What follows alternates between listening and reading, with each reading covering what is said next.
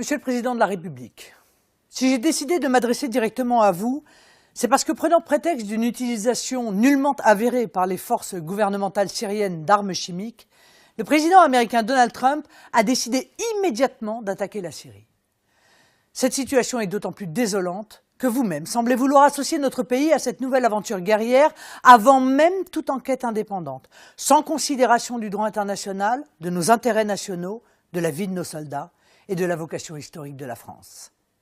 Pourtant, tout comme l'agression contre l'Irak que la France sous la présidence de Jacques Chirac avait condamnée avec brio à l'ONU par la voix de son ministre des Affaires étrangères, notre pays est appelé à être lui-même, à faire entendre sa voix pour la justice et pour la paix du monde. À cette époque-là déjà, en 2003, souvenez-vous, Monsieur le Président, certains voulaient déjà nous faire croire à de prétendues armes de destruction massive. Nous savons aujourd'hui que cette injustifiable politique de la canonnière, digne de siècles révolus, était fondée sur un mensonge d'État. Un mensonge mis en scène dans les médias et jusque sur les bancs du Conseil de sécurité. Cette intervention que la France n'a pas pu empêcher a entraîné le chaos dans tout le Moyen-Orient et y a encouragé et armé l'islamisme. Les attentats que nous avons subis sur notre sol en sont la conséquence presque directe, avec le développement de Daesh au fur et à mesure que s'affaissait l'État irakien. Le même scénario s'est reproduit, avec la calamiteuse déstabilisation de la Syrie puis de la Libye, à laquelle nous devons aujourd'hui la submersion de l'Europe par les migrants et l'extension du djihadisme au Sahel et en Afrique de l'Ouest. Vous n'ignorez pas que ces erreurs géopolitiques ne sont jamais sans conséquences pour nous. Aujourd'hui, vos déclarations montrent que votre projet n'est pas humanitaire, mais strictement politique, puisque vous ne cachez même plus que votre intention quasi exclusive est de renverser le régime syrien. Vous nous ramenez aux heures sombres, où l'un de vos prédécesseurs, arguant de prétendues raisons humanitaires, annonçait vouloir renverser le régime Kadhafi. On sait où cela a mené.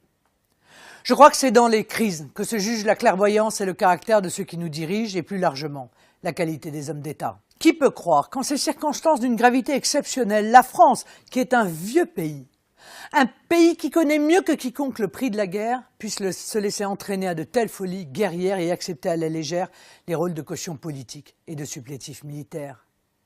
Les nations du monde ne nous ont pas fait l'honneur de détenir un siège permanent au Conseil de sécurité de l'ONU pour nous aligner servilement sur la voie et sous la loi du plus fort. Au-delà de cette affaire syrienne, on ne peut que s'inquiéter de la tentation des dirigeants occidentaux à vouloir reconstruire un nouveau mur de Berlin comme s'ils étaient incapables de voir le monde tel qu'il est aujourd'hui. Depuis 1989, le monde a changé. La menace ne vient pas d'États laïques du Moyen-Orient, ni de puissances européennes qui sont de potentiels alliés dans la lutte contre le terrorisme, mais de groupes ou d'États qui aspirent à imposer au monde, au Moyen-Orient, en Afrique ou même en Europe, la dictature théocratique d'un islam politique. Ce combat qui est le nôtre n'oppose pas les nations occidentales aux musulmans, mais le totalitarisme islamiste aux pays libres, qu'ils soient musulmans ou non. C'est unique que le monde libre viendra à bout de cette idéologie criminelle et de ses projets hégémoniques. Tous nos efforts doivent porter à éradiquer Daesh et les groupes djihadistes, même lorsqu'ils usurpent le qualificatif de combattants de la liberté pour étendre l'idéologie islamiste.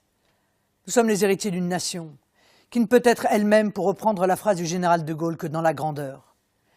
La situation exige que la France soit elle-même, digne de son histoire, digne de son rang, digne du rôle que les nations libres lui ont depuis par sa glorieuse histoire conférée.